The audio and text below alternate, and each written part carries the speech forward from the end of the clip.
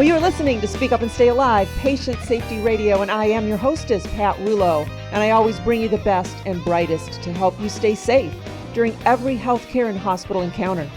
And today we have a return guest, one of my favorites when it comes to sharing thoughts about the patient experience. He is Dr. James Merlino, the Chief Experience Officer and Associate Chief of Staff of the Cleveland Clinic Health System, as well as a practicing staff colorectal surgeon in the Digestive Disease Institute. He is the founder and current president of the Association for Patient Experience. And he recently authored the fantastic book called Service Fanatics, How to Build Superior Patient Experience the Cleveland Clinic Way, with one simple goal in mind, to help healthcare providers better align their organization around the patient. Both he and the Cleveland Clinic are recognized world leaders in the field of patient experience, and so it is with great pleasure to welcome you to the show, Jim. Hi, Pat. Thank you very much. It's really my honor to be here again with you. Well, thank you. It's always a special time to have a conversation with you. Well, Jim, I'd like to begin by reading a very short paragraph from your book synopsis, just as a way to start.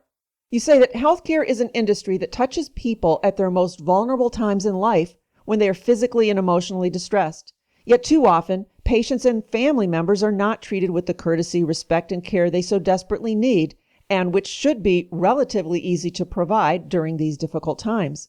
These negative experiences not only have a lasting impression on patients and family members, but they also impact a hospital's bottom line. And in today's healthcare environment, people have a choice of where to go for care, and hospitals can no longer rely solely on their outcomes as a differentiator and indicator of high-quality care. Patient experience is about building a culture that supports safety, quality, and satisfaction, which ultimately improves the value of healthcare and reduces suffering. So basically, we're saying that the patient experience is the healthcare term for customer experience. And no matter if it's a hospital or a restaurant, the customer experience always comes back to the culture of the organization. So if you would, Jim, talk us through a few of the innovative steps the Cleveland Clinic has taken to realign the culture as you wrote about in your book. Thanks, Pat. Well, first of all, I think it's an important passage because when you think about it, no one wants to be a customer in healthcare. It's not something we choose. And I know that people often get upset when I use the word customer in place of patients, but the reality is that patients are customers before they become our patients. And so we have a responsibility to, first of all, recognize that the time and the experience, that the emotions that people are having when they become patients are not positive. It's not something they choose. And so something we did at Cleveland Clinic for all of our 43,000 caregivers is the first thing that we did was we set a strategic priority around the patient experience. We said this is really important to the people that we serve, to the families that we serve. We are going to make it a strategic priority. We have been very good about getting information out to our caregivers, storytelling, both good and bad experiences, reading letters, sharing survey results, sharing feedback, so that people in the organization understand really what's going on, recognizing the voice of the patient. We try to collect information around the voice of the patient as much we can because we want to share that with the people in our organization so they really understand what's going on with our patients. And we've tried to really instill this concept of empathy in everyone. And empathy is a topic that people in healthcare talk about a lot, but it's really very important to get it across to the organization, to get people to understand what it means. So we've put our employees through half-day training, talking about what it means to keep the patient at the center of everything that they do. We've leveled the definition of employee and said, look, we're not doctors, we're not nurses, we're all caregivers. We're all in this together. You don't have to be a medical professional to provide care to somebody. You could be a parent taking care of children, or children taking care of elderly parents, which I think both you and I do. And then we've had discussions about what is empathy? Why is it different than sympathy? Why is it important that everybody have it? Because we wanted to frame the discussion so that when we're out there on the front lines, we're doing two things. Number one, we're attacking this concept of patient suffering. We're recognizing that patients don't come here when they want to. They come here because they have to, and that they're really going through suffering, and then it's our responsibility to create an environment where we can relieve that. And on the other hand, something a colleague of mine recently pointed out is that suffering affects not just patients, but us as caregivers. taking care of patients, very difficult work. We have to recognize that. We have to make sure that we understand the burden that our nurses, our physicians, our other caregivers go through every day, and so that we're providing an environment where not only it's good, healthy, compassionate, empathetic for patients, but we're also taking care of our people, making sure that we put a focus on our caregivers so that they're in a supportive environment as well. Yes, and I thought that was interesting what you talked about just now about rebranding your employees and calling everybody a caregiver. I think that's huge. It is. It's important because no one in healthcare is more important than anybody else. It takes a high-performing team working together to deliver great care. Some people are different. Doctors are different than nurses. Nurses are different than respiratory therapists. And you have to recognize the needs and competencies of different groups. But at the end of the day, it takes everybody to be successful to drive safety, high quality, and do it in an environment where it's patient and family centric. Right, right. And there was another bit in the book that I thought, I actually didn't realize this, that you also mandated same-day appointments, and that last year you had over 1 million same-day appointments. Wow, what a benefit to the community. That's right, Pat. Well, it's a couple of things. One of the things we recognized was that in some of our data, patients felt they had difficulty getting in. New patients felt that you had to know somebody or you had to be somebody important. And my boss, CEO Dr. Toby Cosgrove, felt like, look, we're going to attack this head on. We're going to institute same-day appointments. People can call the number. We're going to offer them. If they want to be seen today, we will see them today. And what we recognized is that we were doing it because we thought we had an access problem. But what the real issue was patients wanted it because they felt that if they had something come up immediately, they didn't want to wait to be seen. I mean, if you walk out of your doctor's office and they tell you that you could have cancer, you don't want to wait 2 weeks to see a specialist to figure it out. You want to figure it out right away. So it was something that relieved a lot of anxiety with patients. And as a result, we do, as you said, over 1 million same-day appointment visits a year. It's been a great patient satisfier.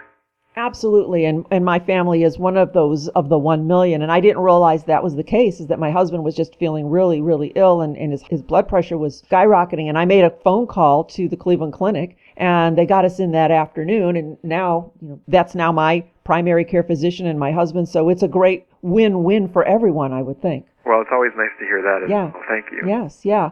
Well, now, Jim, there's so many definitions of the patient experience, and perhaps in some institutions there is no definition of the patient experience. So it's obviously difficult to achieve something that you can't even describe. And in your book, you talked about the definition of the patient experience, and I love the blind men and the elephant parable. So I thought that was quite telling. So if you would fill us in a little bit on that. Well, you're exactly right. I think defining it is very difficult, and organizations struggle with it. And I often equate it to the parable of the blind man and the elephant, where you have 7 blind men touching an elephant in a different spot, and each one of them describes it as being something different, and nobody has perspective that it's an elephant or what it really looks like. And that's how the patient experience was. People will give you their opinion on what they think it is and what we can do to make it better, and nobody's wrong, because from the patient's perspective, everything is experience. But to be successful organizationally, to be able to attack this problem and improve it or fix it, you have to define it for the people that are going to be driving it. Otherwise, they don't understand how it fits into a very complicated environment. And in healthcare, doctors, nurses, and other professionals have to deal with a variety of competing initiatives every day to really be successful. So if you don't help them understand what it means and how it fits into their workflow, you're not going to be successful. So the way we've defined it is for our internal purposes. Patients first, or the patient experience, is really about first delivering safe care, second high quality care, third in an environment where patients and families are satisfied, and then everything else we do. In healthcare, if you don't get safety right, nothing else matters. Right. If you don't get quality over satisfaction, what's the point? So it's really about identifying how you want people to think about it, and ultimately that's how they will operationalize it. So very true. And so with that in mind, I'm sure that every hospital and institution is looking to improve the patient experience. Can any hospital begin to initiate such an endeavor, or does the financial component really leave many institutions out of that loop? I actually think when they drive it successfully, the financial component improves. And in fact, here at Cleveland Clinic, one of my strongest partners in driving the patient experience, because he understands that connection, is our Chief Financial Officer, Steve Glass. So if you implement strategies and tactics that touch all three areas, safety, quality, and satisfaction, ultimately what you're doing is you're delivering better, more effective healthcare at better value. And that's kind of CMS's point as well. Patient satisfaction surveys, or the experience of care surveys, are not surveys designed to gauge whether patients are happy. They are designed to understand from the patient's perspective whether care delivery was effective. And that's the distinction. In the United States today, I think patient experience has been branded about making patients happy, and it is not. It is about how effective we deliver what we do, which is great health care. Right. First of all, you can't make everyone happy, and secondly, happiness might not be the safe alternative. Well, that's an excellent point, and ultimately we're in the ultimate service business where the customer is not always right. Sometimes you have to have very real discussions about something patients are not going to be happy about. Well then, since you were an early pioneer, so to speak, what words of advice would you give to an organization that's looking to improve the patient experience? I think first you have to recognize that fixing it is not going to be expensive. It starts with basic things. Create an environment where leadership is talking about it and making the patient experience a top strategic priority. Number two, define it. Make sure that everyone in the organization understands where it fits relative to other competing priorities, because in reality, they're all important. Safety, quality, satisfaction, all three are important, and they fit together. Number three, I think getting the data out to people, to managers, to the front lines, so you can really see how well you're doing is critical. You can't fix something if you can't measure something, and you can't fix something if your leaders don't have the data to see where they're at. Those three steps are very basic, I think, for any strategy, for any organization that's trying to improve the experience. And I would imagine, since you're dealing with so many people, how do you get a buy-in from every single person within the organization? Because all it takes is one bad conversation or an encounter, and that's what defines a person's patient experience, and that's the story that they're most likely going to share with their friends. Well, you're absolutely right, and unfortunately it's not perfect, and there's always going to be opportunity for improvement. But I think getting the conversation started, setting patient experience, improving the patient experience as a top strategic priority, starts to send the message across the organization to leaders, to managers, to all the caregivers that we really need to pay attention to this. So we'll be a little bit more vigilant about making sure that we're driving towards high performance and patient-centeredness.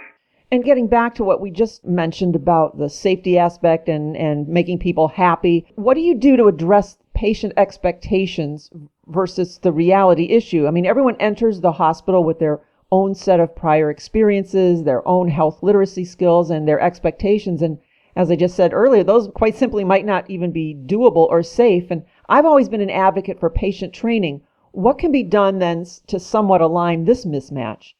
Well, I think that's absolutely true. And patient training, or having good conversations and helping patients understand the environment, is critical.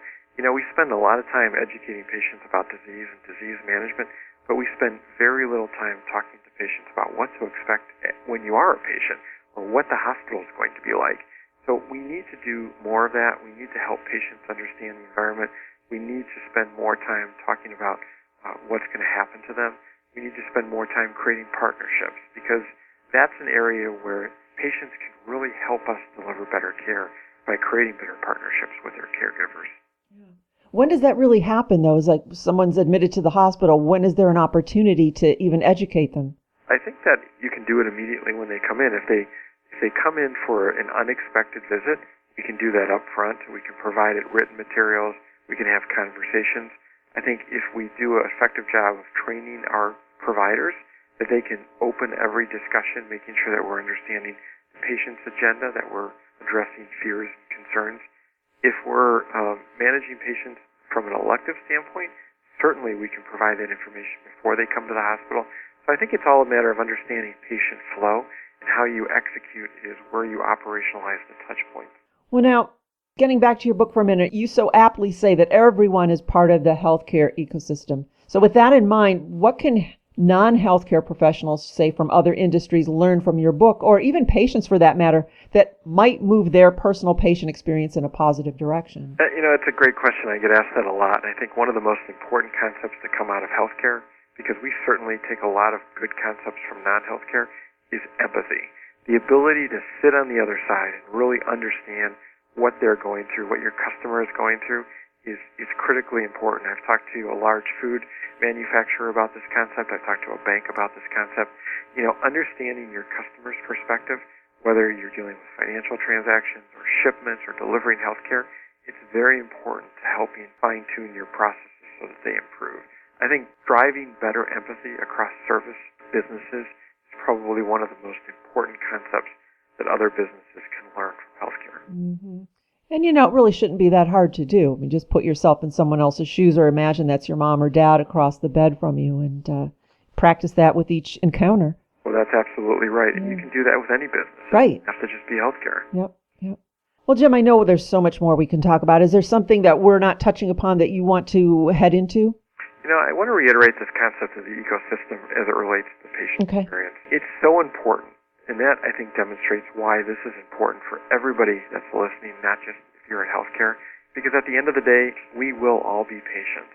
Mm-hmm. Not because we work in healthcare or support healthcare or have radio shows that try to improve safety and quality in healthcare. This affects all of us. It affects how I'm taken care of as a patient, how my family's taken care of. So we should want everybody to pay attention to this and ask better questions and be engaged around what they're receiving with their care. Absolutely, and you are quite the leader at this. So with that, how can our listeners learn more about you and what you do, and where can they purchase your book? Well, thank you for asking. Every major online retailer is carrying it, certainly Amazon.com, Barnes & Noble, so we would invite people to take a look. Absolutely. Service Fanatics. It's an awesome book. I read it all in one big gobble. I just sat there and read it all. Wow. I did. Reader. Oh my gosh. And I understand that you are making a career and life move soon. Can you share that with us? I am. I'm very excited to be joining an organization called Pressganey. Pressganey is a data analytics solutions company that helps healthcare providers deliver safer, higher quality, more patient-centered care to their patients and customers. And I will be leading up their strategic consulting division as president and chief medical officer. So I'm very excited about the opportunity to take this important work and help other organizations across the United States and world drive better performance for patients. Wow, who knew when you first began at the Cleveland Clinic that you were going to be taking this road with the patient experience, huh? I have to tell you, when I started practicing medicine, I had no idea where it would take me. I knew, how we define care for patients needed to be better, but who knew that there would be such an opportunity to impact and work with so many great people in this area. Oh, well, congratulations to you. Before you leave, Jim, do you have any final words of advice for us today? I advocate that patients like you do, Pat, need to be more engaged. They need to ask questions. They shouldn't be afraid. I think the only way we can be successful in ensuring that what we do every day to bring safer, higher quality care that's more patient-friendly is for people out there when they're facing healthcare to not be afraid to really step forward and be an advocate for themselves and their loved ones. Absolutely. We are on the same page with that. Well, Jim, thank you for taking the time to give us a sneak peek into your book, Service Fanatics, How to Build Superior Patient Experience, the Cleveland Clinic Way. A valuable resource for how to think about the patient experience, how to define it, and the factors that are critical to improving it. And Jim, you are always welcome on our program. Thank you, Pat. I really appreciate it, and it's always my honor to be on your program. Oh, thank you.